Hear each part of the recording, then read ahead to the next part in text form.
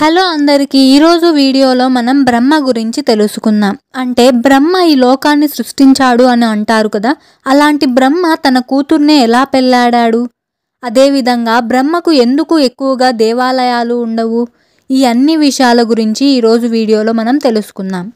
అయితే ఇప్పుడు టాపిక్లోకి వెళ్ళిపోదాం రండి.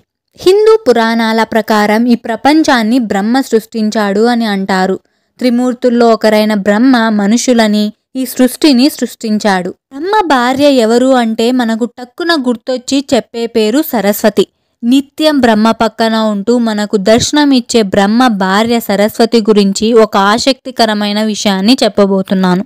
అందుకని ఈ వీడియోని ఎక్కడ స్కిప్ చేయకుండా చూడండి, వీడియో బాగా మీకు అర్థమవుతుంది. చదువుల దేవతగా అందరికీ తెలిసిన బ్రహ్మ భార్య సరస్వతి నిజానికి బ్రహ్మ సొంత కూతురే అంటే మీలో ఎంతమంది నమ్ముతారు?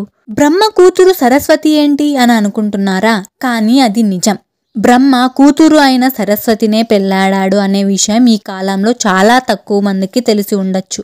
మరి సొంత కూతురు అయిన సరస్వతిని బ్రహ్మ ఎందుకు పెళ్ళాడాడు అనే ప్రశ్న మీలో చాలా మందికి ఇప్పుడు మొదలై ఉండొచ్చు. ఆ ప్రశ్నకి ఇప్పుడు ఈ వీడియోలో సమాధానం చెప్తాను. అదేవిధంగా ఈ వీడియోలో బ్రహ్మకు 5 తలలు ఎలా వచ్చాయి, సరస్వతిని బ్రహ్మ ఎందుకు పెళ్ళాడాల్సి వచ్చింది వంటి ప్రశ్నలకు సమాధానాలతో పాటు బ్రహ్మ సరస్వతి పెళ్లి కథను కూడా తెలుసుకున్నాం. హిందూ పవిత్ర గ్రంథాల్లో కొలైన సరస్వతి పురాణం, మత్స్య పురాణంలో బ్రహ్మ తన కూతురైన సరస్వతిని పెళ్ళాడాడని రాసుంది.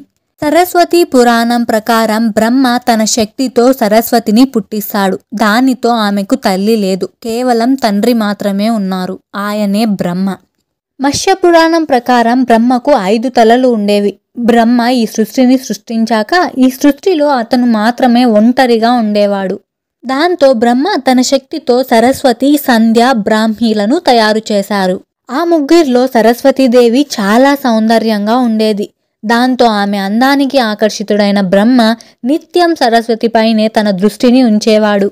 బ్రహ్మ కనుచూపు మేర నుండి తప్పించుకోవడానికి సరస్వతి 4 వైపులా దాక్కునేది. దాంతో ఆమె ఉన్న 4 దిక్కుల్లో 4 తలలు బ్రహ్మకు వచ్చాయి.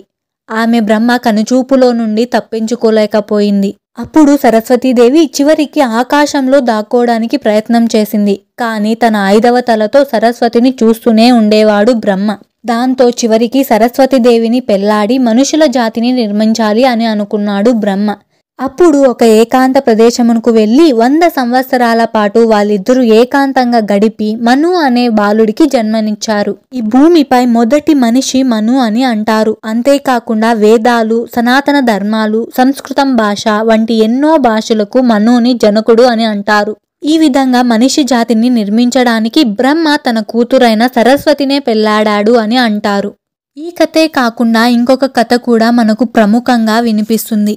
అదేమిటంటే బ్రహ్మ ఒక తలను కోల్పోయి 4 తలలతో మాత్రమే ఎలా మిగిలాడు అనే విషయానికి బ్రహ్మ పెళ్లికి సంబంధించి ఒక ఆసక్తికరమైన కథను ఇప్పుడు మనం తెలుసుకుందాం.